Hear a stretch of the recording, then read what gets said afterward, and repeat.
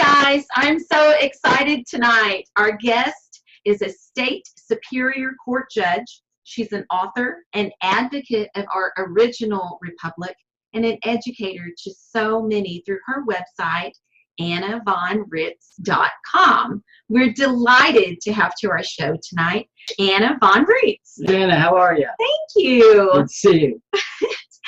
Okay, so Anna, we have been fans of yours for so long, and thank you so much for being here. And we would like to start with you and I, like you said, we've been researching this kind of stuff for a long time, but we have a lot of newbies who have joined our channel. And so what we'd like to do is explain to them where we came from, where we are right now, and where we might be going as a civilization. Can you help us with that? Well, I can sure try. Basically, things got off track during the Civil War. Now, we have all been taught to call it the Civil War, but it wasn't actually a war. It was a mercenary conflict. And there's a difference. I guess the way to put it is that in a lawful war, there's a declaration and there's an end. There's a peace treaty. But in a commercial conflict where you've got mercenaries on both sides, it's not that clean-cut kind of affair. It's an illegal war. Let's put it that way. And it does not have the standing or the repercussions or meaning of a true war. So what happened here in the 1860s was not a war. Even though that's what we call it, it's not. It's a commercial mercenary conflict. And the reason that we can be sure that that is true is that there was no formal declaration of any war by the Congress ever, and there's no official peace treaty ending it either. Those two things which should be there aren't there. And I can pretty much definitively challenge anybody with $1 million reward to find an actual declaration by Congress commencing any war or any actual peace treaty ending it. So, and I don't want to interrupt, but do we have those on all of these other wars since? Yes. We do. Okay. All right, good. But it's questionable that those wars were lawful either, because the entities that were involved that were actually making these declarations don't appear to be lawful government entities. They all appear to be corporations and operating as corporations. And when a government steps down and assumes the character of a commercial corporation, it loses all claim to sovereignty and becomes just another commercial corporation. So it would be like IBM declaring war on GM. Wow. Okay. That sort of thing. Right. Yeah. And, you know, that's sort of a war, by definition, that's kind of a euphemistic thing, like the war on drugs. And right. You know, wars on all these other things. War on terrorism. Mm-hmm. Yeah. Right, and basically they're just keeping this rolling forward. They're pretending that they're at war, but they're, you know, no corporation can actually declare a real war. Right. So what they're doing is basically doing a bunch of legalistic chicanery and semantic deceits in order to bring forward these false claims. And essentially the same thing happened with us and with our estates. After the war, the southern states were in ruins, and the northern states were bankrupt, thanks to Lincoln. And the Grand Army of the Republic, which is what they called the Union Army, was in charge under a set of rules that were set up in 1863 called the Lieber Code. Now, the Lieber Code has since morphed into the Hague Conventions. And that's another whole story I won't go into, but essentially we have a situation where we have the actual states and the actual people and the actual government that we're owed, which we all think of as the United States, right? Mm-hmm. Then we have the municipal United States, which is a government that was allowed to Congress under the original Constitution to rule over the Washington, D.C. municipality. Okay, so they were given the right to have their own oligarchy take control of Washington, D.C., which they then parlayed into an international city-state. So they have their own little bailiwick over there, which is called the municipal United States. And then finally, we have the territorial United States, which is still run by the military. Wow. Okay, and we grew up and we're blissfully unaware of all this, right? Right. So we've got 3 different governments. One, the United States of America unincorporated. One, the United States municipal, and one, the territorial.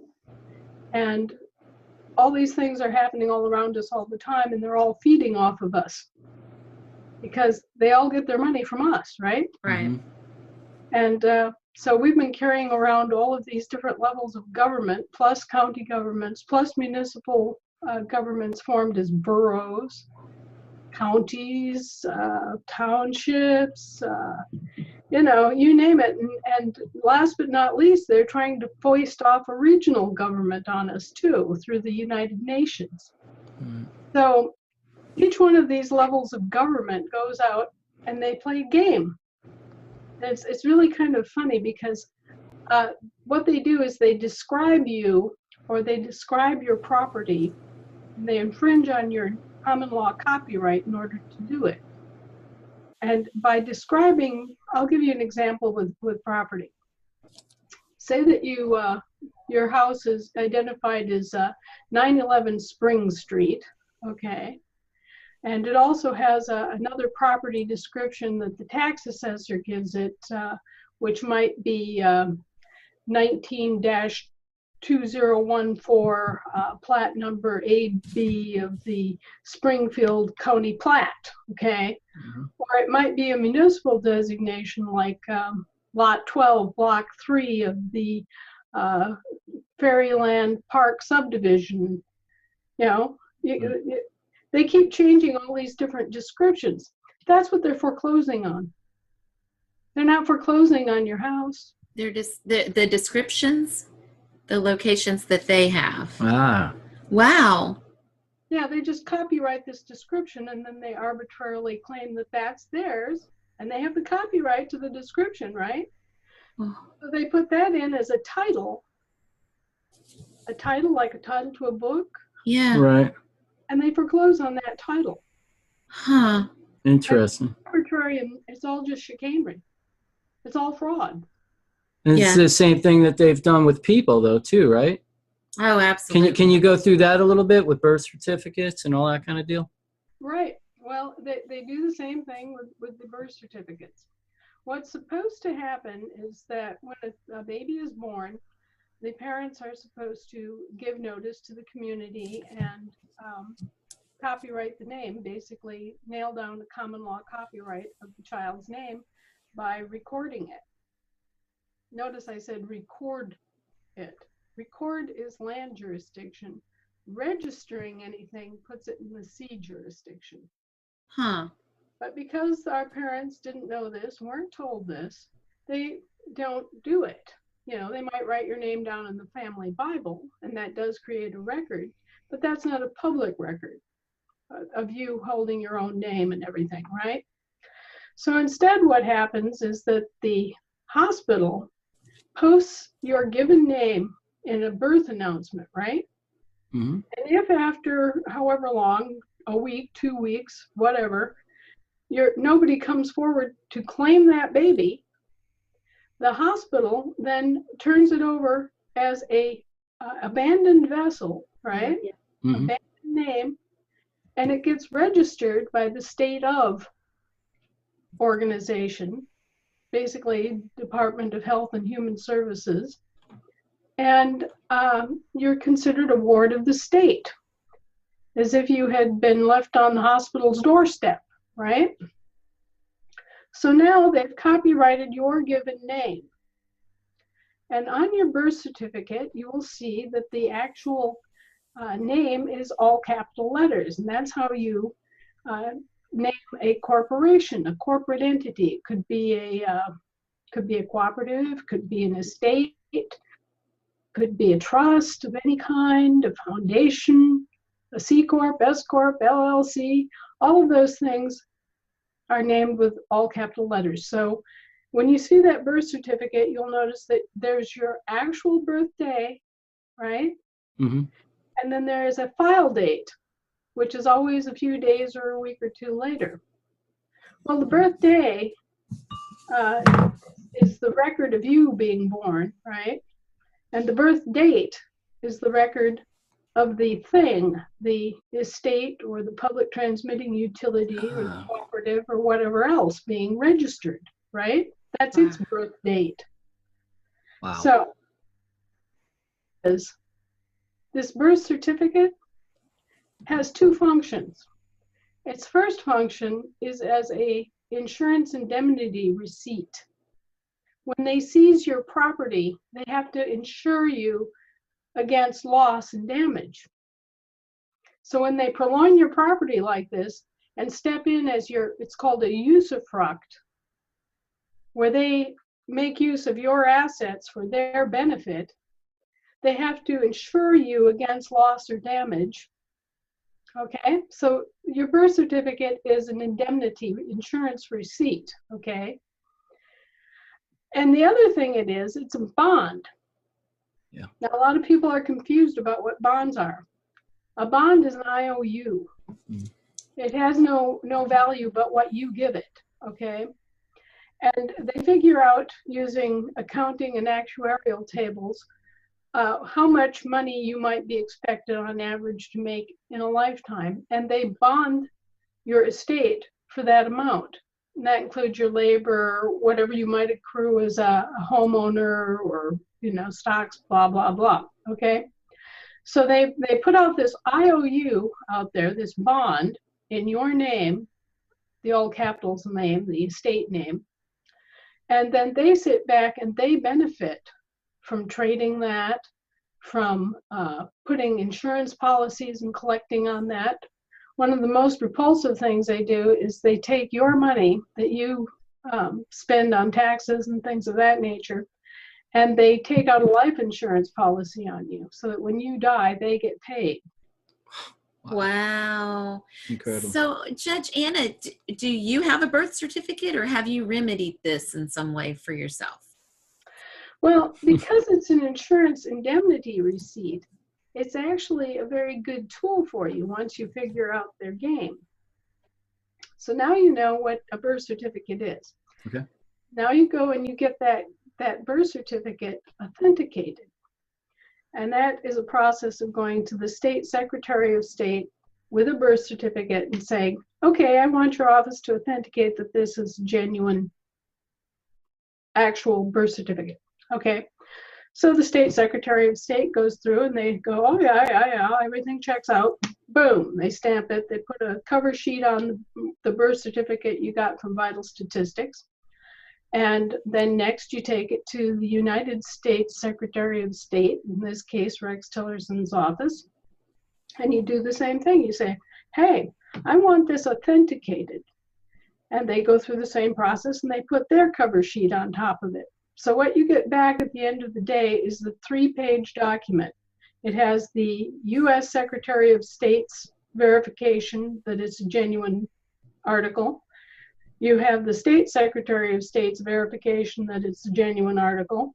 And you have the birth certificate that you got from the Vital Statistics people. And so you now have, I call it, you've built the lawnmower, okay?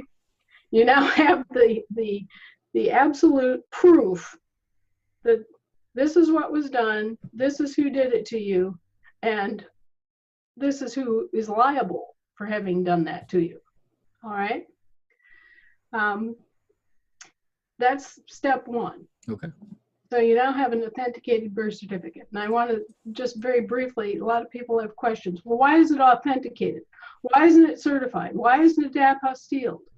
Okay, well, the plain fact of the matter is that there are different conventions that that different groups of countries have for guaranteeing the authenticity of documents that pass back and forth between them in international business. And so all of the Hague Convention countries that signed on to the Hague Conventions do between themselves as for that purpose, for guaranteeing that records are correct. But all the countries that never signed on to the Hague Conventions, including the United States of America, use authentication. Okay. So that's why when you're acting as an American state national, you are acting under the auspices of the United States of America, not the United States.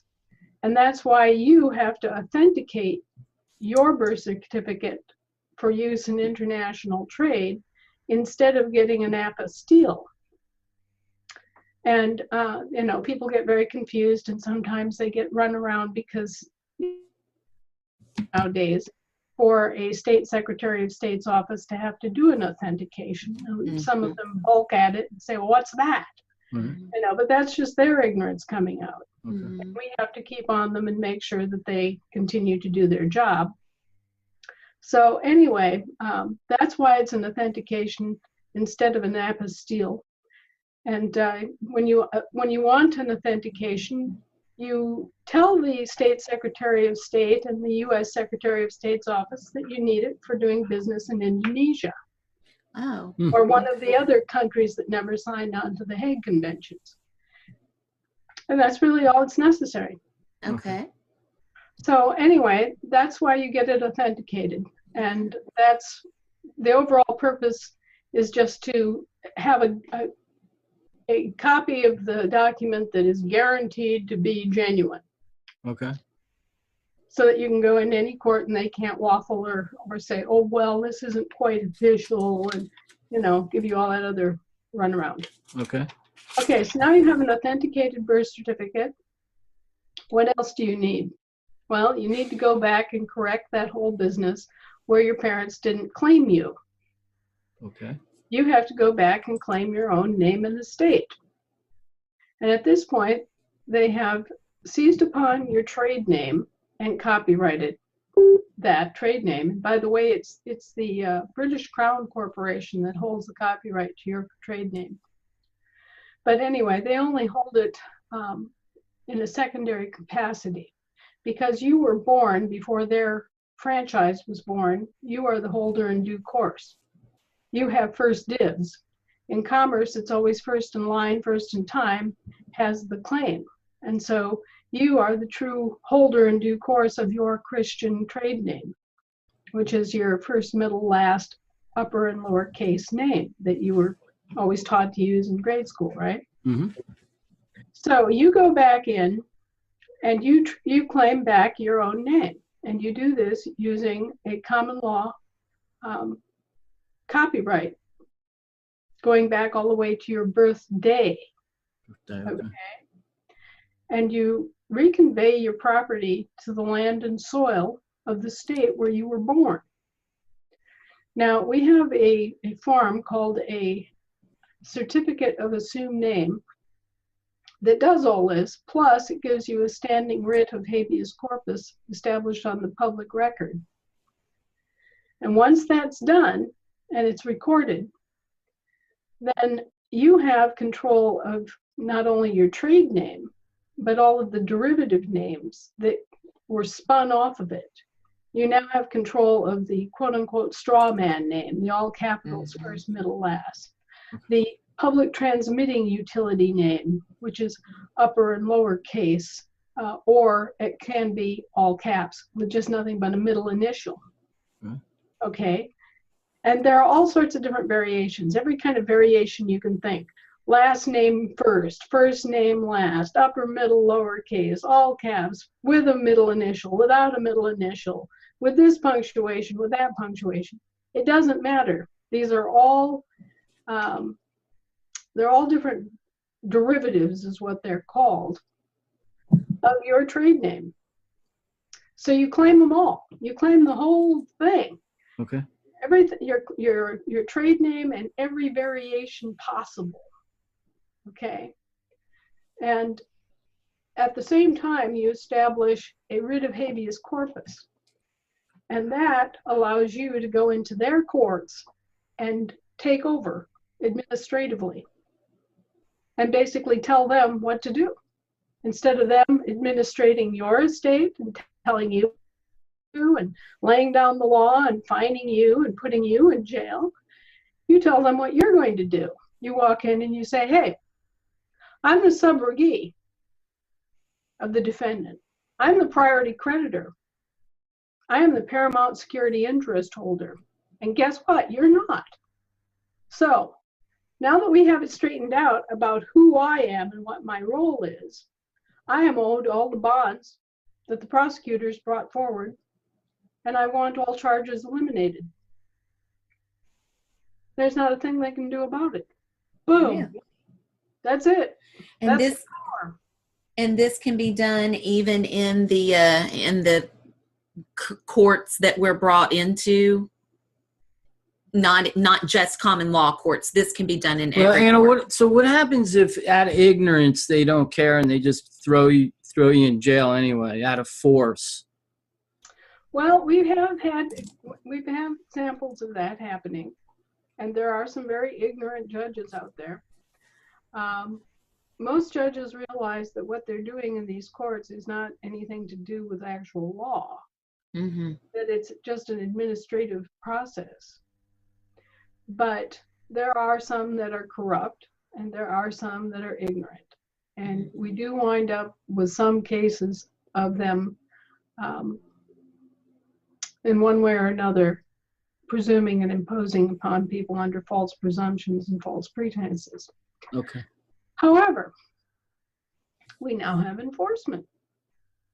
Excellent. Tell us about the enforcement. Yeah, because I had heard a previous interview with you talking about needing to do this one county at a time. Is that correct?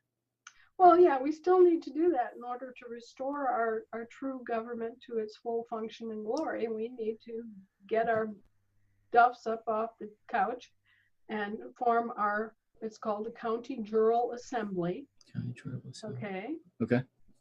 Now you'll remember in the Constitution it says you have the right to peaceably assemble, right? Yes. Mm-hmm. It doesn't say peaceably associate. So you're talking about a jury assembly, not a jural society, okay? Because the assembly is what forms the court on the land jurisdiction. And we, the living people, are land jurisdiction beings, and we function and control the land jurisdiction of our country. Okay, why are we land assets and land beings? Well, number one, we're born on the land, but number two, from dust thou art dust, and to dust thou returnest. Okay, so we come from the land and we go back to the land, and as a result, we are land beings and land assets, and guess what? We are owed the law of the land, all right? You have to kind of step back a little bit and think about this in terms of land and sea. Mm-hmm. Land is the national jurisdiction, okay? And what are our nations in this country? Our states are our nations. Every state is a nation, okay? Yeah. So you are born as a Minnesotan or a Wisconsinite or an Illinoisan or a Texan. Californian or whatever. That's your nation. That's your nationality. And more generally, of course, we call ourselves Americans. Mm-hmm. But American is kind of a melding pot term that could apply to anybody on either continent of North or South America, right? It could be somebody in, Venezuela. Mm-hmm. So American isn't terribly useful because of that. Mm-hmm. It's much more to the point when you're talking about your nationality to look them right in the eye and say, hey, I'm a Minnesotan. I'm a Texan. Interesting, yeah. Huh. Okay, that's my nation. And this is my nation state, okay? the actual land that you're standing on is your nation state. And you have control of your national land jurisdiction. Okay? So that's something that Americans have to remember too. Over the years, it's become very common. Consider yourself kind of all together, right? Mhm. That there are no separations or differences, and it's all just one big thing. But that only happens in international jurisdiction. What happened is that the original states saw the benefit of delegating some of the responsibilities, combining and then delegating those responsibilities. So what they did is they formed essentially what we would recognize today as a holding company, an unincorporated holding company called the United States of America. Okay? Right. This holding company held all of the states' international jurisdiction, both on the land and on the sea. Ah. Okay? And out of this slush pile of international powers, right? Right. They delegated 19 of those powers to the United States.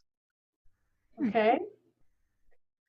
So the United States was a separate government controlled by Britain. All right?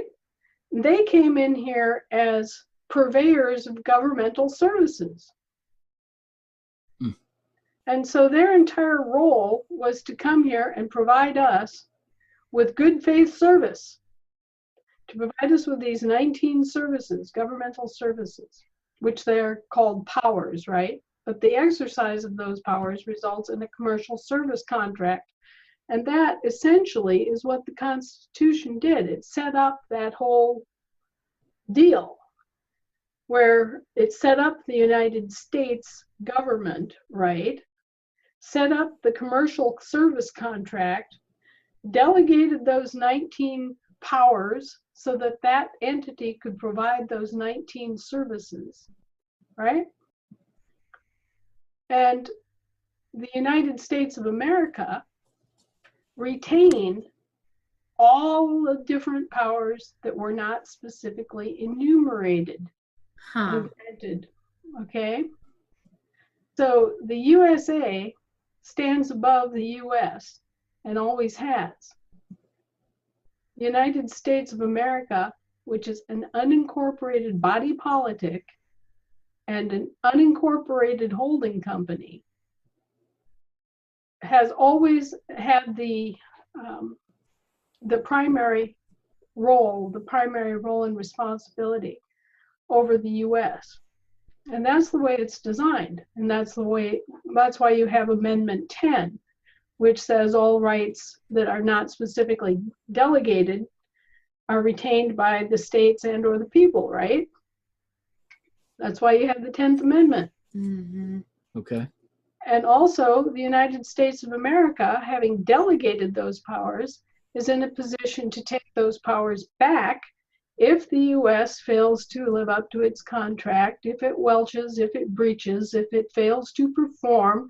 We have the ability and the responsibility to say, you know, Joe Blow, you had a contract with us, you didn't do it, you didn't do what you said you were going to do, you went bankrupt, we don't accept the successor to your bankruptcy. I mean, put yourself in the position of okay, I liken it to a condo association. You're familiar with how condos work, right? Mm-hmm. You have something that looks like a large apartment complex, but every quote unquote apartment in there is actually its own little world, its own little house within this larger framework. Well, it's the same way with the states and the USA, okay? So you go out and you hire somebody to take care of the condominium grounds, the jointly shared grounds, right? You got this company that comes in and they trim the trees and they take out the garbage and they do the snow plowing and all that other stuff, right? They provide these services. Like, does it sound like the 19 enumerated services? Yeah, Right. yeah, sure it does, doesn't it? Huh. So they're out there, they're doing their job, and then boom, that company goes bankrupt. All right. So what happens? Well, I can tell you what did happen.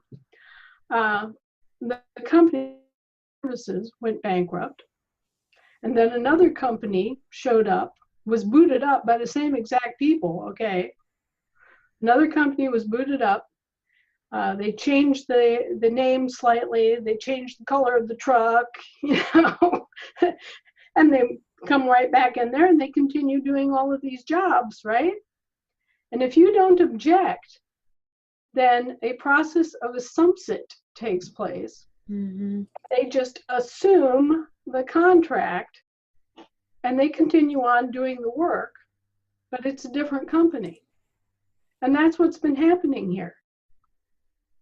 So who's failing? Like the Federal Reserve? Is that one of the entities that you're talking about?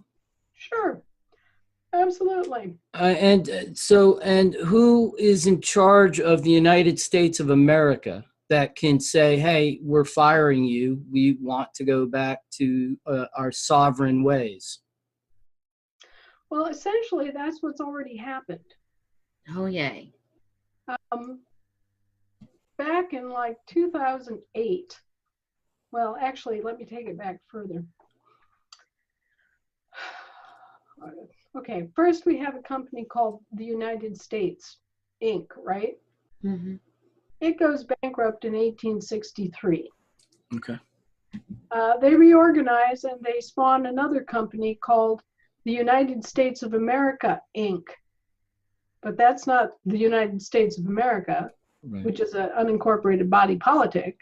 It's a corporation named after us, infringing on our copyright and seeking to deceive people into thinking it's us. Okay? Right. So that would be all capital letters then as well, right? It should have been, but it wasn't. It was upper and lowercase, and it Hmm. was just identified as an Inc., as an incorporation. Okay. Then that went bankrupt in 1907, and guess what? They flipped right around and they introduced the United States of America, Inc., with a small t on the. They changed the name just a tiny bit. Oh, you got to be kidding me. This is I'm wild. not kidding you. This is the kind of chicanery that we've been dealing with. Okay. Wow. Okay, so the company that was formed right after the Civil War, during and after the Civil War, went bankrupt in 1907. The perpetrator, the next one in line, was the United States of America with a small t on the, and that went from that bankrupted in 1933. So there's a period of time there when the small t version was operating from 1907 to say 1933, and then it went bankrupt. And then we got the United States with United States all caps, and that too is another incorporation, but this was a municipal corporation of the Washington, D.C. Municipal Corporation and the District of Columbia. Okay, so you've got all these different providers of these services, and they are charging us for all these services, right? Yeah. And they're just running wild. I mean, Yes. there's nobody minding the store. Right. The service providers are just selling us whatever services they want to provide for us and charging us on our estates for all these services that they are just racking up. So, you know, it's gotten to the point where they were charging us for the service of incarcerating us. Yeah. I mean, isn't that what's going on right now, though? Yeah, So that's what I was going to say. is that what our government is right now? That's a service for us. Is our government a service for us that we're paying? What those rascals, those vermin, were trying to do? This is incredible. They were setting up a situation similar to Nazi Germany, where they were going to come in here. They were going to claim all of our property and assets. They were going to kill us off by the millions and collect the life insurance policies on us, and then collect all of the quote unquote abandoned property, all the dead people, right? Then they leave behind all this abandoned property. Yeah, they were going to set up a concentration camp system and just run us right through it. And then they were going to charge the survivors for all this service they did to accomplish this end. That's incredible. And most of the people just buy it hook, line, and sinker. Well, they wouldn't have known until it was right on them. Yeah. But thankfully, there were some of us that were awake. And we had seen what went on in Nazi Germany. We recognized the signs of it. And, you know, when they got down to buying millions of body bags and building 800 FEMA camps and started running railroads to them and buying billions of rounds of ammunition and distributing it to privately owned subcontractors like DARPA and FBI and FEMA and all these other alphabet soup agencies, which are not government, they're just subcontractors of government. Then we raised our hands and we said, no, enough of this. This is not going to happen. We're going to expose you from here to breakfast and go after you. So this happened around 2008, is that what you're saying? Well, what happened is all this started actually with the end of the bankruptcy of the United States of America Incorporated, with the small t version that FDR booted up or bankrupted back in 1933. That came out of bankruptcy in 1999. And at that point, we raised our hand and said, hey guys, we're going home. We're back on the land and we're not messing around with you anymore. And the next 20 years were various actions that were taken to object. You know, it was during this time that we went all the way to Rome and banged our dish on the floor like angry dogs and wound up talking to the Pope and doing all sorts of other things. And getting all sorts of paperwork done at The Hague, and various groups around the country got organized to resuscitate their counties and their states. And all this has been going on. I mean, it's been happening here for 20, 30 years, and it just has gotten to the critical mass where enough people are informed so that they're concerned and they're actually taking a much more serious view and taking personal action.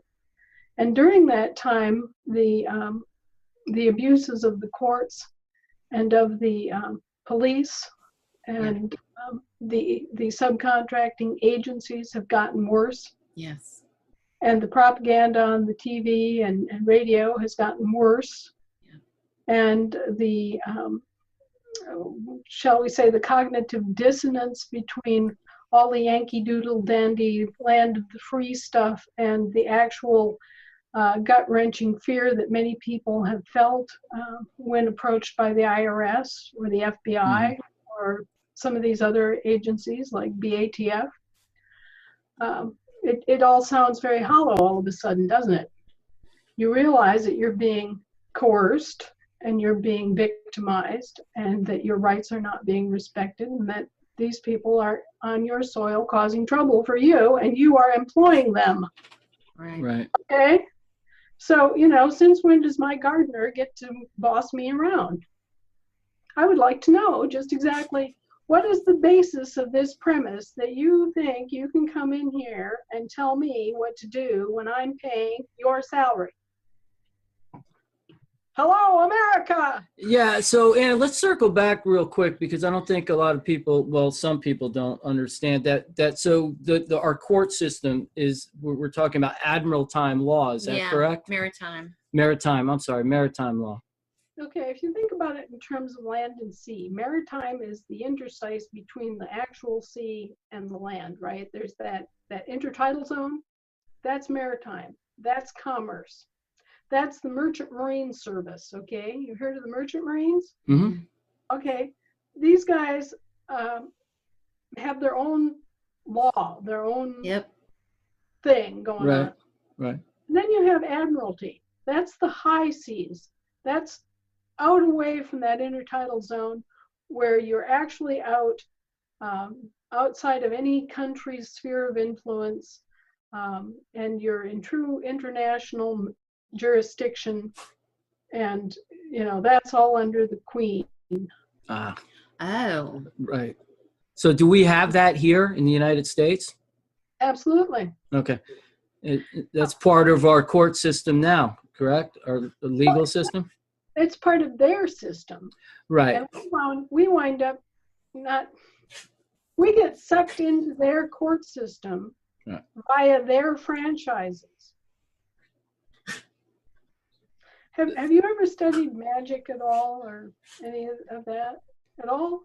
Because there's a thing in the tradition of magic called a poppet, like a voodoo doll. Yes. Well, the straw man functions like a poppet or a voodoo doll. They use it like a handle to grab hold of your assets and control you and your assets without actually addressing you. And that's how they get away with it. Because there's no law against raping, pillaging, murdering, and stealing from a corporation, a fiction, right? And they're all dealing in fiction. So no, you can't say, oh, you harmed my fiction, because the fiction doesn't exist, right?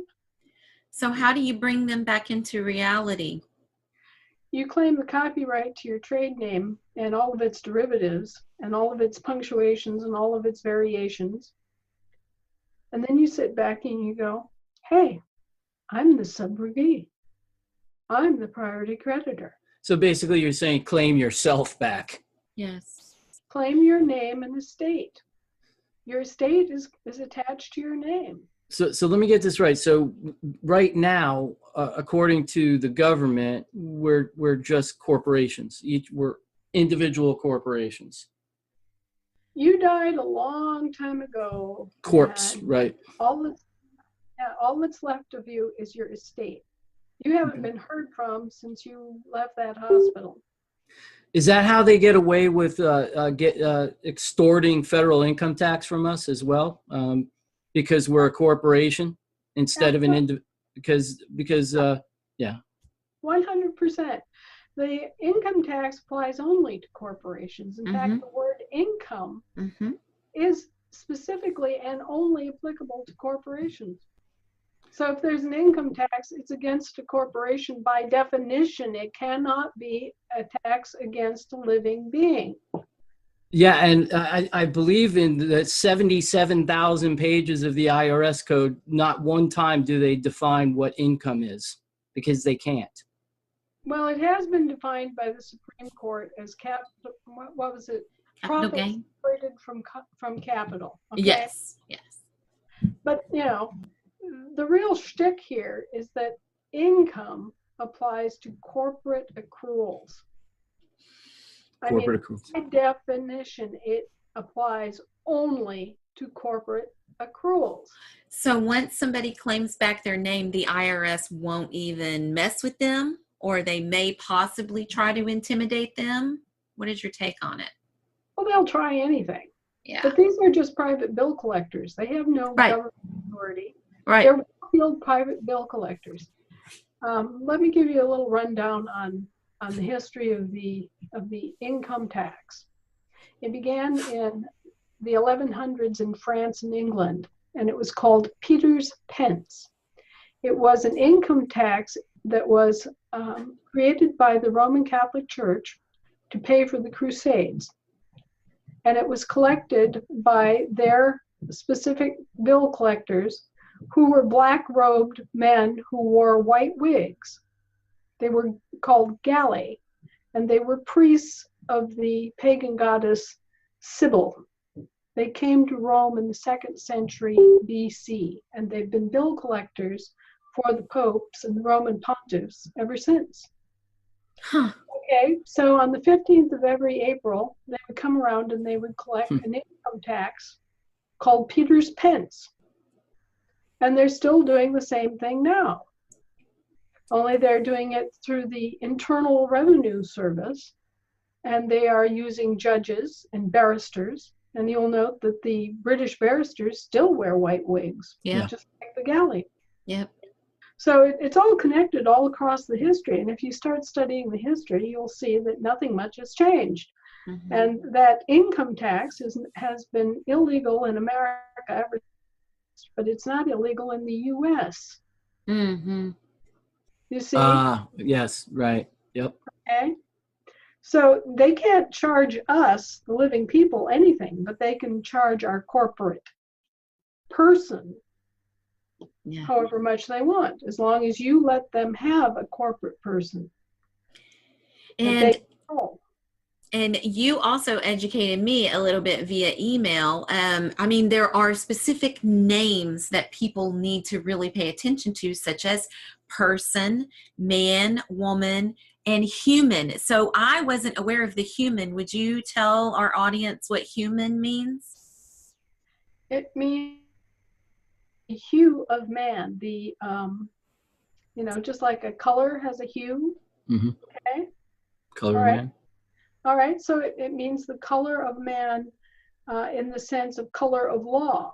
Yes. It appears to be a man, but isn't.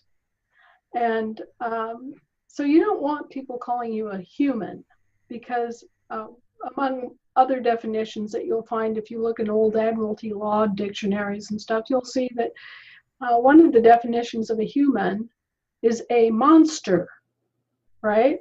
Like a straw man, Mm-hmm. right? Okay, something that appears to be a man but isn't. And so, what immediately comes to my mind is Sasquatch. You're not even sure it exists, but if it does it have rights? Mm. And why should it have rights? Maybe it's Interesting. dangerous. Maybe it's actually an animal. It only appears to be a man, right? Wow. And I'm for animal rights, and that I don't think anything should be cruelly treated, right? But I'm not going to go out and stand there and stake my rights on a claim that is questionable. I want my natural and unalienable God-given rights. Thank you. Yeah. And if this is fascinating information. When were you awakened? When did you start studying this? I started studying this back in the 70s when I caught a broadcast, and I always thought it was C-SPAN, but it couldn't have been C-SPAN. It must have been the predecessor to C-SPAN, because it was during the confirmation hearings for Nelson D. Rockefeller as Jerry Ford's vice president. And I was home one day watching TV, and I just happened to turn on the TV, and there the committee was all seated in the rotunda, and they were talking to Nelson D. Rockefeller, asking him questions. And the question came up, Mr. Rockefeller, how much money did you make last year in personal income? And he said something like, 480 million. It was, I don't recall exactly, but it was a lot back then. I mean, it was Sure. pretty dropping amount of money. And then the next question was, and how much federal income tax did you pay? And he stood there just as stony-faced as you please, and he said, none. Yeah. Wow. Okay, and so you could kind of sense and hear the breath going out of the room, right? Yeah. And then the chairman of the committee who was doing the questioning kind of fussed around in a chair a little bit and leaned over, and he said, I really understand that you made $480 million in blah, blah, blah income, and you didn't pay any taxes, any federal income taxes at all. And Nelson just kind of sat back in his chair and said, none. Wow. So they have known about this game for a long time. So a light bulb went up at that point, right? Yeah. Yeah. Yeah, this little girl in Wisconsin was sitting there going, let's see, I just paid a third of my little waitress's paycheck to the federal government for all these different federal taxes. And he made that kind of money, and he paid zero, none. I want to know what he knows. Mm-hmm. Okay. Right. Okay. And so then this takes wading through the federal code. And it is literally code. Yep. Okay. So this federalese language is probably the very worst gobbledygook on the planet that you're ever going to read, the IRS code. Yes. And throughout the IRS code, to as a non-resident alien. And for most Americans, it would never ever occur to them that they were by any means a non-resident alien. I mean, that's like you're talking about someone who comes over from Mexico and does a day trip and goes back home, right? That's a non-resident alien, huh? Yeah. All right. But that's what the federal code uses to refer to us. Right. And you have to flip it around on its head and Yeah. look at it from their perspective as a foreign government. Yes. Okay, they're a foreign government, and you're reading their code now. You are a non-resident alien. Mm-hmm. So first you have to catch on to things like that as you're reading this gobbledygook, which is, deliberately and horribly deceptive and convoluted and just utterly messed up. Yeah. Intentionally. Yeah. Right. So I slogged through 125,000 pages of that. And by the time I got done with that, I had an education in federalese. And so I still was clinging to my rather naive belief in America, land of the free, right? Mhm. And I realized that I was being bamboozled somehow, and I had a pretty good idea that it wasn't good and that it was something that I, had caught on to some of it. And at that time, let's see, this is probably about 20 years afterward, I was running a commercial art gallery. And my husband's an artist. He's a very fine artist. He's a member of the Oil Painters in America. So he's up there and has been for a long, long time. We had our own art gallery. So I was a good little person. I made up all these questions about a change that we were looking at, an expansion for our business. And I had questions about how that would affect taxation. And I took all these questions into the local IRS office and made an appointment with the top dog at the IRS office. And I went into the office and asked all these questions and got answers and wrote them down. And at the end of the interview, I said, okay, well, I think I understand this. Would you go back over and just quickly read the question and the answer you gave me and initial it? Did I have it right? Oh, no, I couldn't do that. Yeah, no. Oh, no, there can't be any accountability. No, they didn't want that. That would be like going to, say, Department of Natural Resources and walking into their office and saying, when is moose season this year? Right. And they say, well, it's, September 30th to October 10th. Right. And you ask them to write that out and confirm that or give you something to prove that, Yeah. and they won't. Right. And I knew right there and then, any doubt, any lingering suspicion that I could be wrong and that maybe this was actually something legitimate, this income tax stuff, I knew. Wow. I flat out knew that it was a scam. Yeah. And that was the most horrifying, scary moment that you can think of. It was like being at the top of a really tall roller coaster and having the bottom go out. So this is a scam in the tax system, and then you started learning more then, right? At that point? So much more, right? And it didn't get better, did it? No, it just got worse and worse and worse. And, the path led up and down and all around and into different areas. I found out that as a result of the 1907 bankruptcy, all of our land had been held as surety for that bankruptcy. They came in and they laid claim to all of our land and they parceled it out either as residential industrial, or agricultural. And they took a title on all that land, all of it, as a surety for the bankruptcy that started in 1907.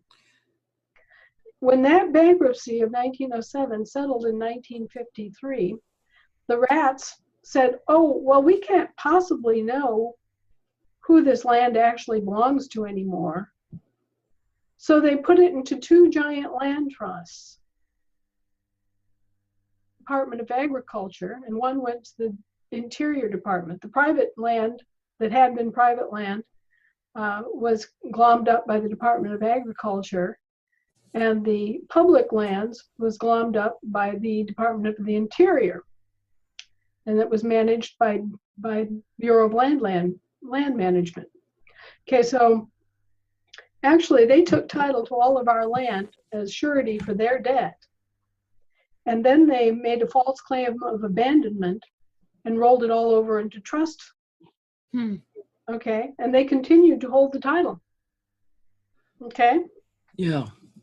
So they stole by this chicanery, which is nothing but open fraud. Okay. Right. And then they pulled the same thing with our labor assets, and our private personal property with the 1933 bankruptcy. That's when they stole our actual silver dollars, our labor, the value of our labor, our names, all of it. They used all that as surety for their debts too. And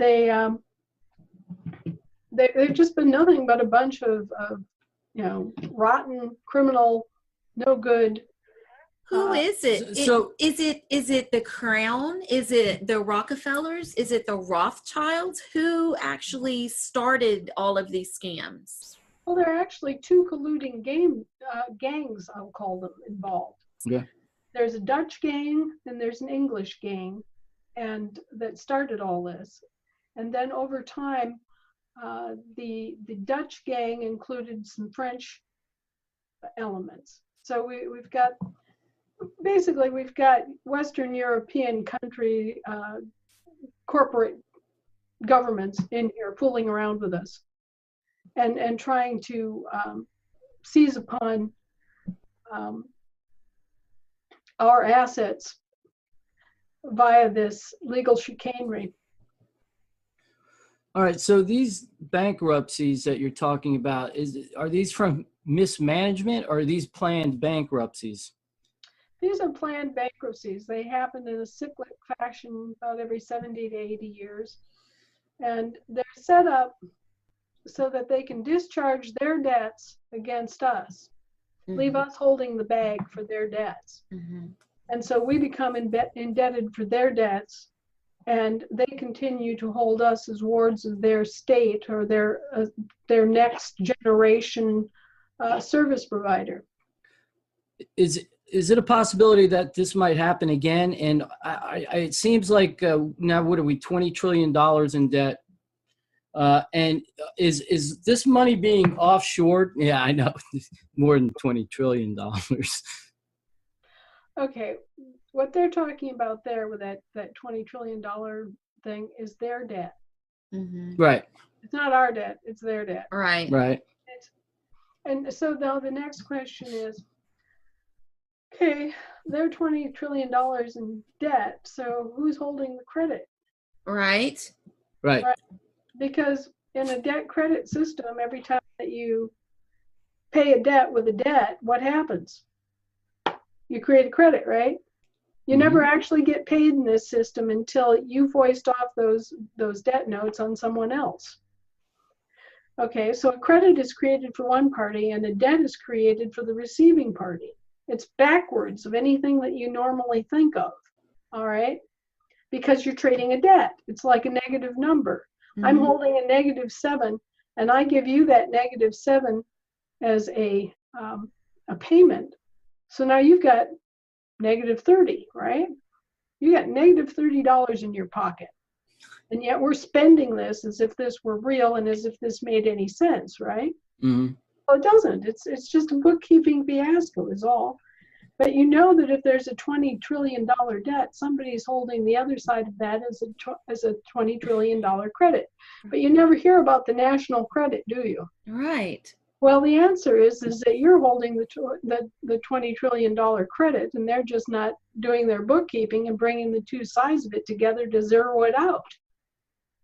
It's bookkeeping fraud, essentially. The issue here is that they're saying that they're not saying it's their $20 trillion in debt. We're saying, hey, we're a team here, and you owe $20 trillion as well, and they extort money from us in taxes to try to pay off this debt. But they've already received that. There is no debt. Think of it. What happens? Is it possible to have a transaction that doesn't zero out absent a contract stipulating otherwise? I mean, I go to the store, I buy $10 worth of gas, right? Right. I give them the $10, they give me the gas, right? Mm-hmm. It zeroes out. Right. On one side and $10 on the other, and there you go. Right? So this idea that there can be a $20 trillion national debt without there being a $20 trillion national credit is bogus. It always has been. And yet they pump this up no end, trying to make an excuse for why the American people should, pay it again or accept higher taxes or whatever else. And it's just nothing but BS. Mm-hmm. And so it's bookkeeping. It's dishonest bookkeeping. And it began as a result of Fast Eddie O'Hara. Fast Eddie O'Hara was Al Capone's bookkeeper. And he set up a new bookkeeping system, which is known as cooking the books, or keeping two sets of books, mm-hmm. double accrual bookkeeping instead of carriage bookkeeping. And guess who adopted Fast Eddie O'Hara's bookkeeping system in 1946? The United States. The government. Yeah. The General Accounting Office switched over to double accrual bookkeeping, and they haven't kept a straight set of books ever since. So they were indicting these people, but then they said, hey, that's a good idea what they're doing. Right. But we'll indict them, and then we'll do what they're doing. Right. Pretty incredible. Yep, the FBI found out about Al Capone's bookkeeping system in the 1920s, and by 1946, the government corporations had adopted it. So Nice. what we've talked about up till now is pretty bleak, but there's good news, right? Do you see good news in the future? There's been an awakening, right?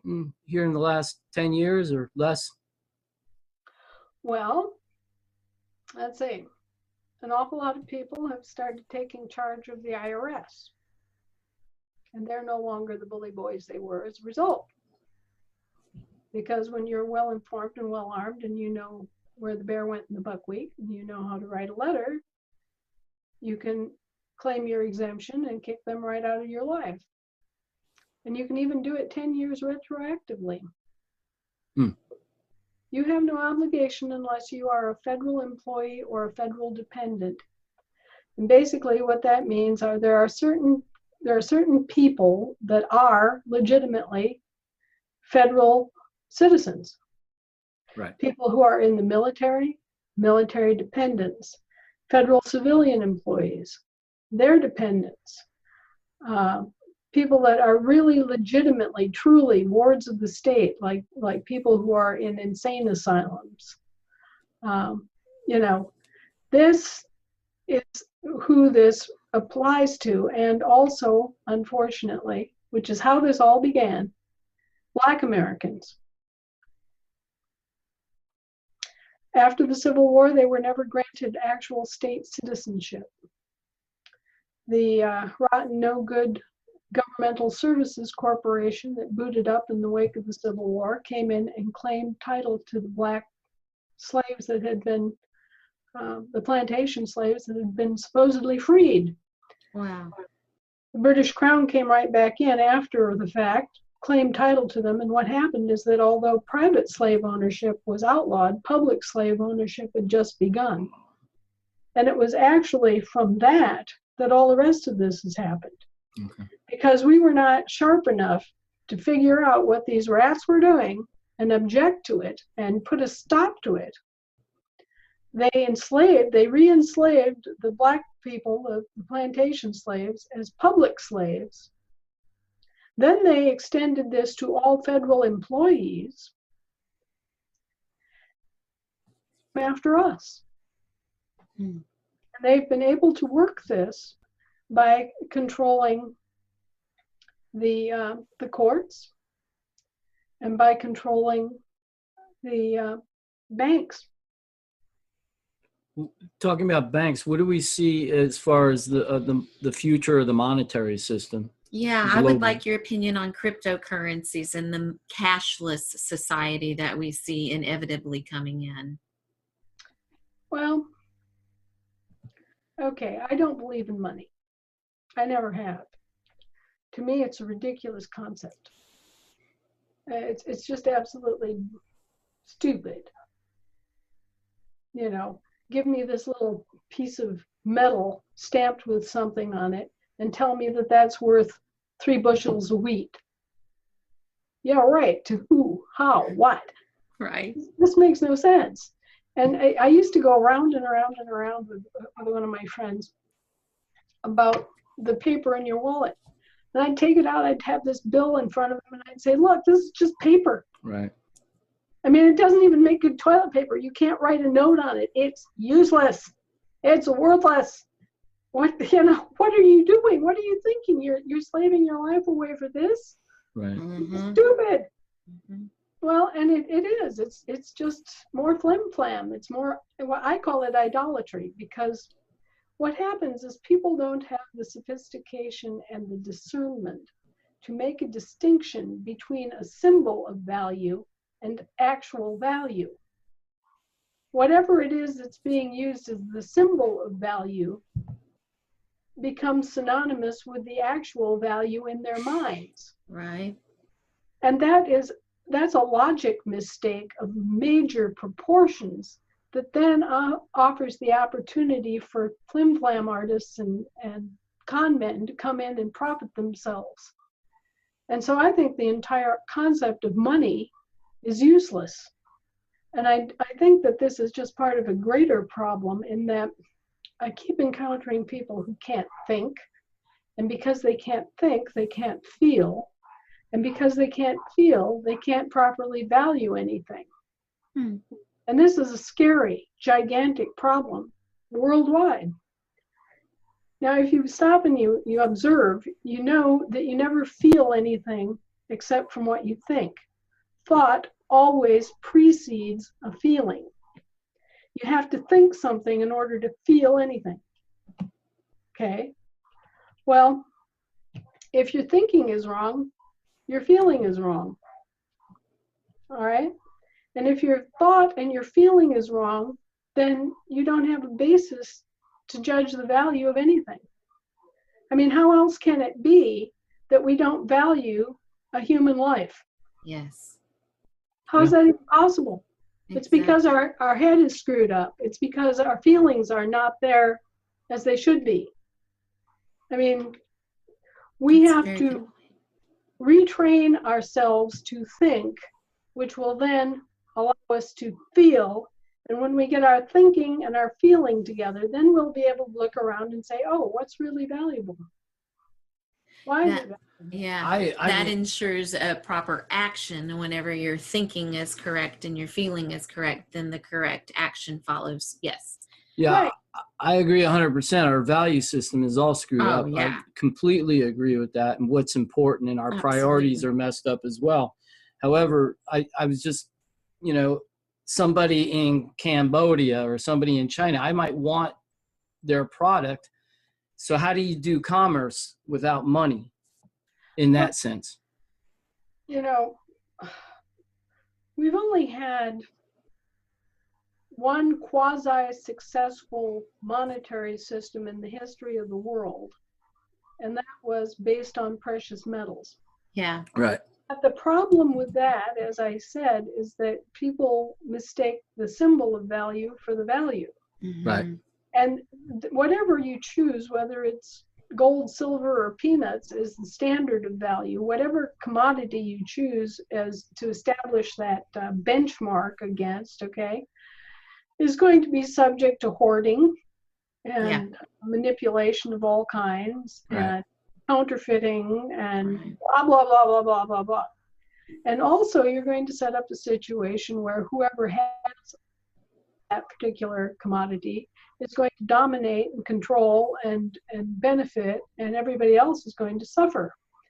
So, you know, it doesn't matter whether it's OPEC with the oil, or it's the Queen of England with the gold, or if it's, you know, Joe Schmo who's controlling all the Telluride.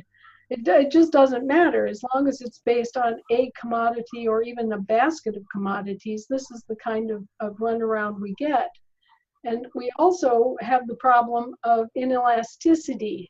And I don't know if you ever stopped to think about that, but one of the big things that happened in the 19th century was that gold and silver, there's only so much. Mm-hmm. And as a result, these problems accrue when the need for a medium of exchange exceeds the supply of that.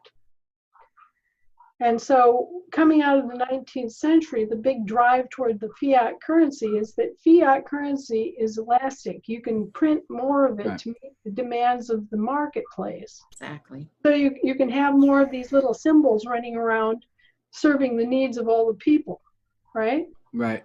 Okay, so I think all of this is crazy. To me, it's like we might as well go out at midnight and go out to the tool shed and open up the door and bow down to the hoe.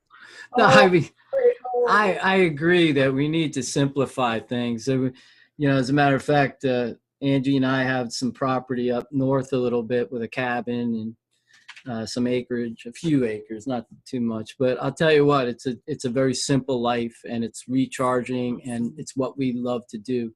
Yeah. I've said for years that the majority of the people on this earth bow down to a green god that is the dollar bill. And I'm like, their whole life revolves around it, and they worship that. And I'm like, what is going on? it's idolatry. Yeah. It literally is. And that's what Great Abomination is about. It all started in the ancient kingdom of Summer, where the Queen Semiramis started doing this. The Sumerians had a lot of grain, and in order to trade, they would have to take baskets of grain from one part of wherever to another. And they were constantly moving all this grain around, right? So she noticed that a basket of grain was trading for the same as a little gold coin in the marketplace. So she had these little gold coins made and stamped them with a basket of wheat, right? And so this came to symbolize a basket of wheat in trade. Huh. A guarantee that there was a basket of wheat in the Sumerian treasury to back up this little gold coin, right? Right. And then we had the Sumerian version of inflation, where suddenly it's the same little gold coin, but there are two baskets of wheat on it. Done it. And then finally there's three little baskets of wheat stamped on the same size coin. And finally the entire coin is covered with itty bitty tiny baskets of wheat, you know? Right. So this is what all this is about. It's idolatry. It's symbolism that for whatever reason, most humans are not able to grasp the symbolism. They don't get it. And so that opens up the possibility of a bunch of shysters getting in there and con men who disconnect the medium of exchange from the actual fact of what is supposedly being exchanged. Then you get crazy. I'm sorry. I didn't mean to interrupt. No, well, I'm just saying the only way that you can have a possibly honest system is to include the value of all commodities and all labor and all natural resources, roll it up in one big wad, and let your currency worldwide symbolize that, because otherwise what happens is the same thing that you get with the commodity markets. If you're a producer of a commodity, then you have an unfair advantage in the commodity markets. And it doesn't matter what commodity it is, because you can sell futures, you can hedge your bets, you can set your prices, you can get together with your buddies and manipulate the market if you have enough market share. Yeah. I mean, there are all sorts of things you can do with commodities if you're a producer, but if you're not a producer, you're just a goat. And so we have a situation where we have some countries that have a lot of labor, but don't have a lot of natural resources, right? Right. And they're the goats. They're always the ones that are standing behind the 8-ball here. Yeah. And in order to have a world that's really thriving and healthy and everybody has what they need and you don't have poverty, starvation, and disease and all the miseries that we currently have, is if everybody can bring something to the marketplace and be a producer. Mm-hmm. So, you know, if we would set up a system where all of these elements that we trade were included and were part of the quote unquote basket of commodities, including labor, then we could have an honest currency.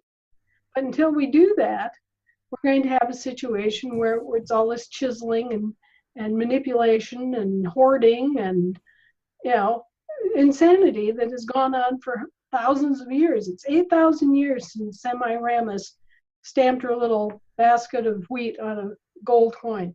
Wow. And we still haven't figured out a better way. And it just strikes me as ridiculous that with as much brain power and as much technology and everything else that we have now, that we haven't been able to figure our way out from the tool shed and stop worshiping the tool and start worshiping stop worshiping the creation, start worshiping the creator.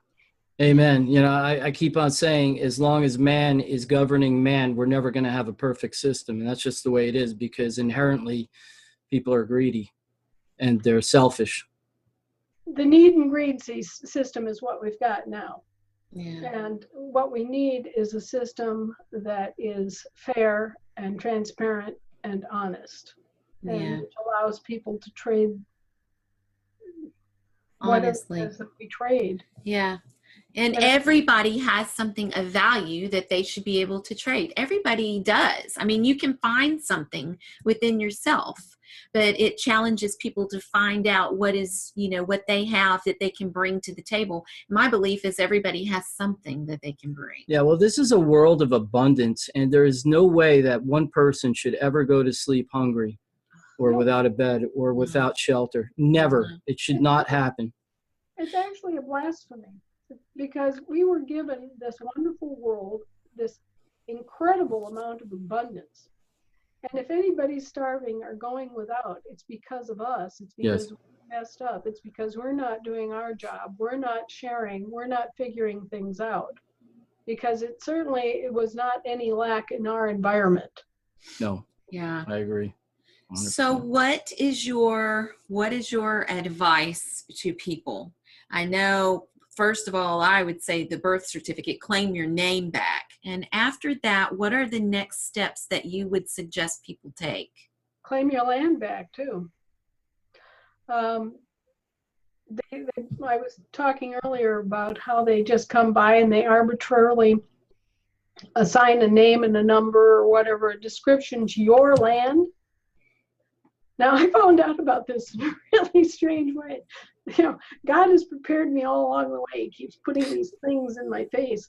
I was out in my front yard one summer day, and this little white car pulled up in the ditch in front of my house, and this young lady got out of the car, and she had her clipboard. And so I wandered over there, and I said, "Hi, what are you up to?"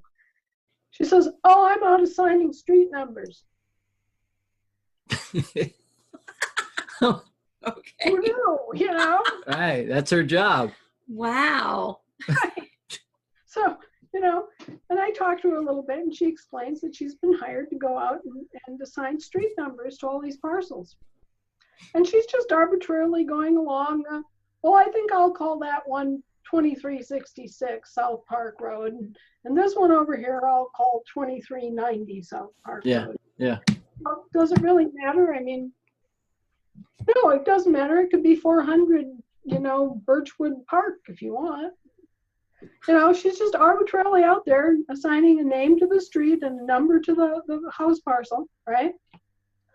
This really gets my wheels running because I'm thinking, let's see, this isn't the way my land was described on my deed or my, Yeah. And then I get to digging into it more and I find out, well, let's see, there's a plat description. There's a lot and block description. Yeah. There's a street number description. And I'm paying for all of this. I'm paying at some level something for all of it. Mm-hmm.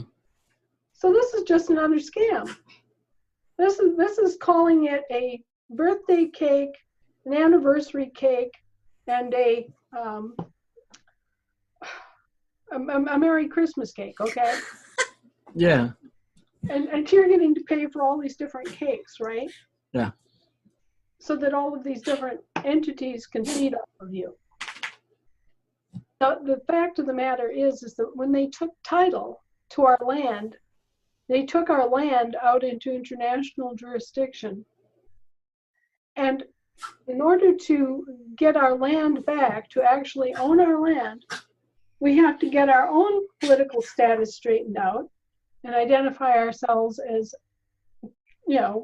actual American state nationals, because U.S. citizens can't own land in the States. Wow. Okay, so first and foremost, you have to get your own estate and your own name back. All right. And then you can go in and you can get your land back. You can reclaim your land.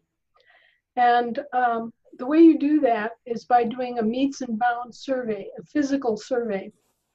You actually attach the description to the physical boundary stones or boundary markers of your land, just like they did back in the day, right? Yeah. And so you do the meets and bounds and you correct the deed. You do a deed correction, you give the meets and bounds description, which is a physical land description, and you rename it and you copyright the name. So, for example, I paid off anything I owed on my piece of land. Okay. And I did a deed correction. I just did it by the meets and bounds description, using boundary markers. In my case, colored boundary markers. Yeah. Mm-hmm. And then I just arbitrarily renamed it 4711 Birchwood Road and did my little C with a circle around it, my copyright mark, and recorded that. Huh. And that was that. I gave a copy to the tax assessor's office. I went over to the tax assessor's office. I gave them a copy of my corrected deed.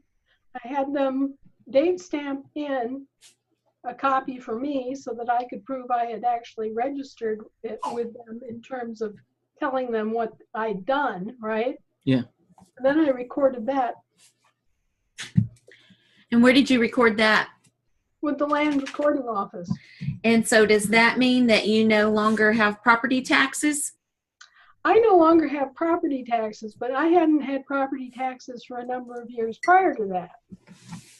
But for a totally different means and methodology and rationale. Now, most of us get a property tax bill every year, and we assume that this is for services rendered, right? Right. Well, we think about snow plowing and sanding the roads when they're icy and cutting the ditches and keeping the utility lines clean, all these different kinds of things, fire service areas, blah blah, that are provided by the government, the local government, right? Yeah. Okay. This is years ago. Before I did the meets and bounds, before I corrected the description, before I bearded the tax assessors in their dens, and before I straightened out my own name and reclaimed my own estate, I went to the property tax unit at the local government, and I said, okay, well, you're providing me with all these services, but I don't have a contract with you. So I want to straighten this out. I want to know exactly what I'm paying for. And, I want to look around if I'm getting rooked. Yeah. Sure. So give me a list. That's Give me the services you're providing and how much it's costing me. And I'll contract with you for those services I want. And we'll just do this as a business deal. Yeah. I like it. They couldn't do it. Let me guess. They didn't reply. Uh-huh. 30 days later, I sent them another registered letter. Yeah. Hey, I made you this offer. I realize that you are providing services. I don't want to be unfair or cheat anybody or anything. I've made the offer to look over the services you provide and that makes sense for me. Nothing. Zero. Yeah. You could hear pins drop. Nothing at all. No reply. 30 days after that, I write them back and say, okay, well, I made this offer and I haven't heard from you, so I have to assume that you're not interested in contracting to provide services to me. And any services that I receive, I will accept free gratis. And they never contacted you again? Well, that's awesome. We're going to do that. We certainly are. This is all fascinating stuff. Sorry we're keeping you so long. I just, I knew I was going to be asking a lot of questions, and we're getting a lot of information. I do have a couple other questions. The right to travel and tolls. What can we do about that? Yes. I mean, it doesn't seem like tolls should be legal. Not if they, okay, here's the deal with tolls. They sell off an interest in a road that has been funded by public funds to a private investor, and Yes. they put up a toll for the use of that road. Now the question is, did the people that sold that road have the right to do so? And do they have the right to the land underneath the road? And the answer is almost always no.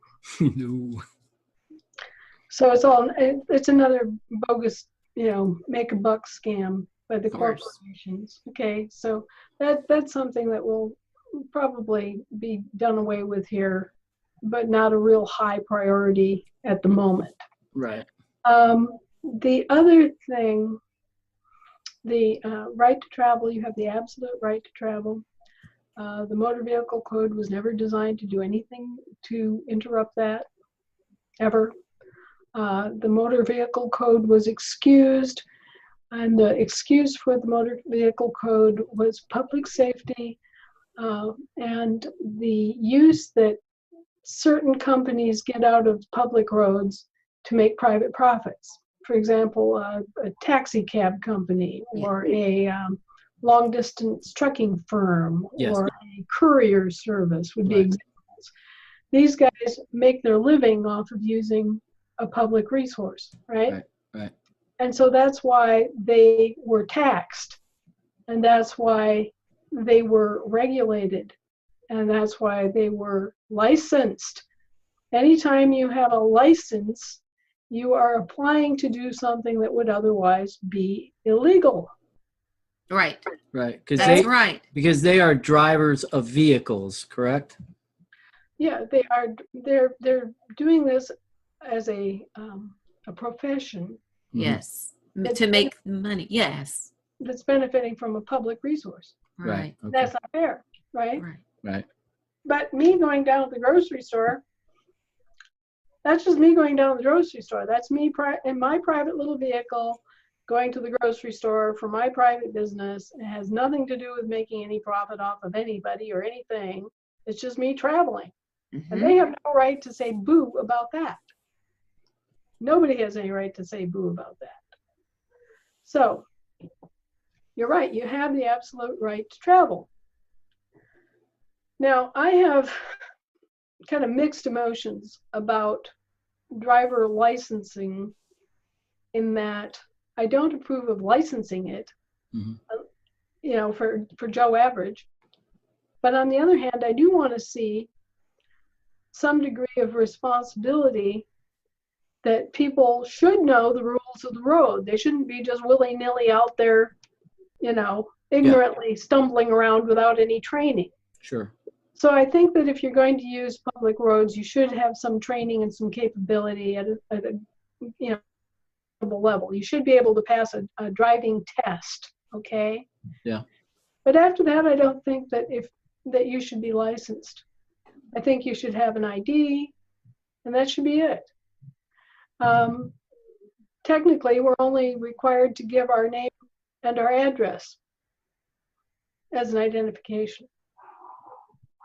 So now people come to me all the time because they're being harassed. You know, they're being pulled over, and they're afraid of being pulled over, and they're afraid of the police, and blah, blah, blah. Well, it's actually their own darn fault, because you can, well, in my case, I just put a little label on my driver's license, and that flags them right there. Okay, I'm not a federal citizen. I'm not using the roads for any, you know, profit gain. Okay, I'm retired from all that. Yeah. Okay, so I have a little label front and back on my driver license which says retired. That's it. Bye, folks. And anybody at any age can retire from any obligation of citizenship. Citizenship cannot be imposed upon a person against their will. It is a major league war crime to do so, involving piano wire around your neck and firing squads. So, you know, they cannot impose citizenship on you. They cannot steal your nationality. You know, you are actually holding the cards. You just don't know that you're holding the cards. Yeah. And it's the same thing with your car. You are exempt. Your private vehicle, your private car, your auto is exempt if you say it is. If you get Z plates, the regulation of the vehicle code that exempts your own car, your truck that you're not using for commercial purposes is regulation Z. So you go to the DMV and you say, I want Z plates. And they have a little sticker. It's a black and white sticker. It says Z. And it has a number. Right. And you put it on just like you put on other tags, other, you know, the renewable tags, right? This is a one-time only. Put it on, boom. That identifies it as a private car that you're claiming your exemption. And then they won't bother you. And any state offers this? How much do the Z plates cost? They cost a little bit more than the renewable. I paid $200 for mine. Okay. And normally I would be paying $160, say. A year. And anybody can apply for a Z plate? A sticker? Any American. Oh, so we have to go through what you went through to become our... No, they will give you Z plates. They'll give you Z plates anyway, because it doesn't matter. And then do you have to get your car inspected and get the tags renewed and all that? Well, and if anybody gives us a hard time, we're going to tell them that Anna told us we could. Call Judge Anna. Call Judge Anna because she said we could. Just look up the motor vehicle code. No, I'm doing it. I'm doing it. Of course we're doing it. By the way, this is so much information. Like I'm taking notes. Yeah, each one of we're going to have you back on multiple times if you would, please. She's got limited time, though. I know. Each one of these subjects is like at least 2 hours long. So we have just touched the surface on a lot of these things, which brings me to this. You have a website with a lot of this information, right, that we can learn from? I am constantly adding to my website, and you know, as more and more information comes to light, we keep adding and amending, and you know, it's this kind of boiling pot of new insights, new information that comes up. Right now, I'm doing something that people have been after me to do for a long time, and that is I'm doing a step-by-step for them, going over some of the things that we went over this afternoon.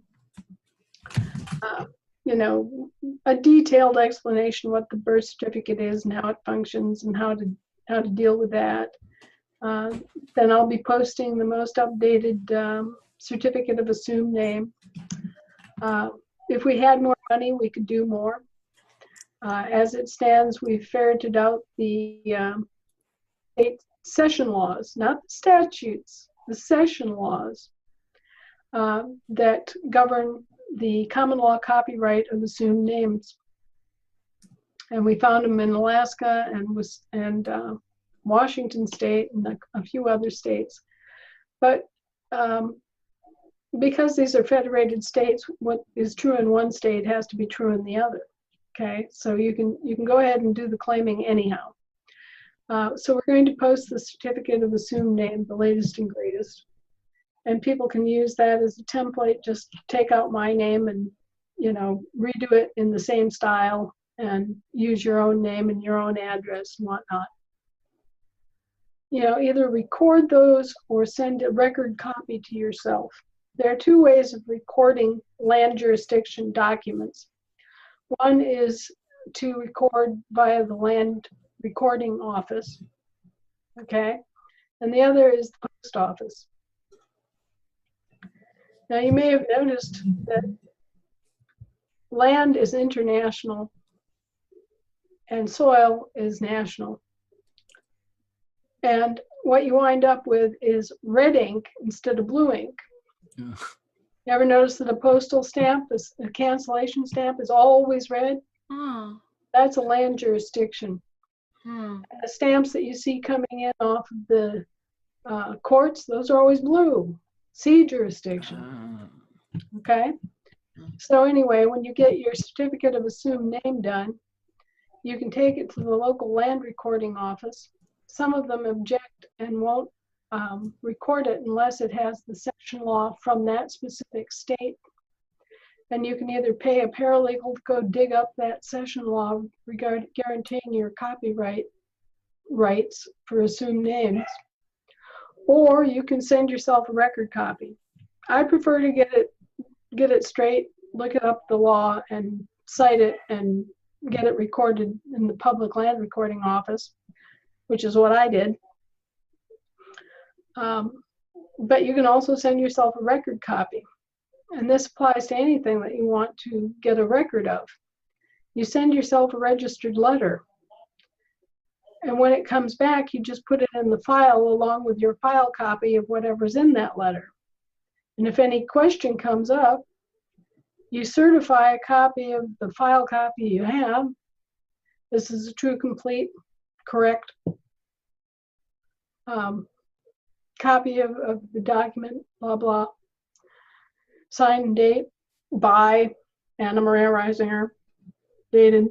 Yeah. And then you walk in and you have this little envelope and you wave it at the judge. And here I have a record copy, an unsealed record copy. You have absolute proof that you sent this, and you have the registration number from the registered mailing, which is the record number, and you have the red stamp. Mm-hmm. So when it comes to any kind of altercation with the courts, that's as good as having it recorded right at the land jurisdiction office. So if you can't get it recorded by the land recording office, because they're being butt heads, basically, you can always do a registered mailing to yourself. Beautiful. there is a way. Oh, yes. Wow. Incredible information. Well, you know, we've kept you so long. I'm gonna just let me end up by saying this, because you have alluded a few times that there's a lot of changes coming up, and what changes are coming up. I mean, I know we could go on for another hour, but just high level changes that are coming up. Who are initiating the changes? how definite are these changes? And is there anything we can do to help? Oh, yeah. Well, the biggest change is that my husband kicked them in the pants and let them know that the supposed presumed interregnum of our government has ended and never really was. See, they've just been saying and telling the rest of the world that our government is in interregnum. It's taking a break. It's on pause for 150 years. So, as it turns out, his ancestors are the ones that donated, I won't say donated, who they took under the fledgling republic, and they basically acted as heads of state, and all of the Great Seal and all of that is under their coat of arms, under their kingship. Mm-hmm. And so he just had enough of it and sent out a notice that the interregnum is ended if it ever existed, and issued a proclamation to go with it that detailed a lot of this. And so that's a big change. That's a huge change. That's noticing the world that, hey, the United been kicking, the body politic is still here, and no, we haven't abandoned our land or our property or anything else. And all of you grubby bankers and all you charlatan lawyers can just get back into your little box and stay there, because we're not putting up with it anymore. So the notice has been put out there. Has there been recognition? Of course. So that's a big change. Another big change. We have explicitly stated our currency is the American silver dollar, otherwise known as the United States silver dollar. Hello. I mean, that should not be big news, but it is. Because, you know, for a long time, everybody was assuming it was the Federal Reserve note. We located the record where the U.S. Navy municipal corporation infringed on our copyright and created a corporation called the United States of America in all caps. Mm-hmm.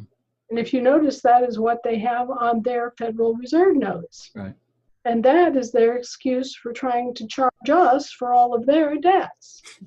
So we seized upon that trademark and we put it in trust and we liened it. Nice. That's a big change. So that was recorded and that's all legal and that's been put into place. Okay. Stamped, recorded, boom. And let's see. So when is this going to affect or the common person? Individuals. You know, my neighbor. When's my neighbor going to? Believe me, as soon as you all get your paperwork in order and learn how to use it, you're going to be driving these judges absolutely crazy. They're going to run off the bench. All these bill collectors, the IRS, they're going to get back in their little box. They're going to be back in their box.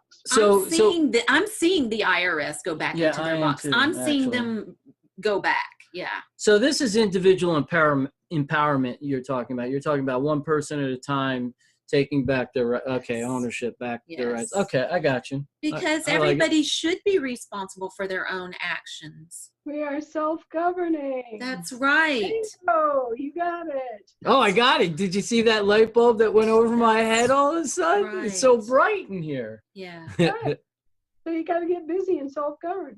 Oh, yeah. I got you. Well, we're getting busy tomorrow with self-governing. I like it. Oh, Janet, thank you so much for all the information you gave us. And thank you for all your time. We know that you have limited time, so we really appreciate you coming in. And we'll definitely want you back on at some point. You're a breath of fresh air, and you are so much knowledge, and our audience is just going to love you, and we all thank you so much. Take care. I hope I helped. You did. Didn't confuse people too much. It seemed like you were very clear with everything. I understood everything clearly. And I took a lot of notes, and I'll put those in the description, and we'll also direct them to your website, which will be a big help. Yeah, well, see if you can drum up some extra donations for us, because right now we're really hard tacked, and I know it's Christmas and everybody's looking at taxis and everything else, but I've got $7 in my account to take care of 20 people. Now tell Yeah. people how to donate. I have a PayPal account Okay. at avanavon@gmail.com. That's AVANNAVON@gmail.com. Okay. And I have a mail address, a snail mail address, and checks should be made out to Anna Maria Riezinger, which is Reizinger, at care of Post Office Box 520994 in Big Lake, Alaska 99652. And I think it's important that people know that all of this has been done out of pocket by just average Americans like Yeah. that. Yeah. And it's a huge expense over the years, not Yeah. to mention all of the hours that have gone into this that have never been paid. Absolutely. And I've got a group, the Living Law Firm, they're people that have been or judges who have torn up their bar cards and said enough of this, and have taken up the fight. And it's also researchers, historical researchers who've been, financial auditors, CPAs, wonderful people that have come forward and helped unravel all this and make this possible. But they've all been unpaid. Is this part of the 20 people that you're talking about?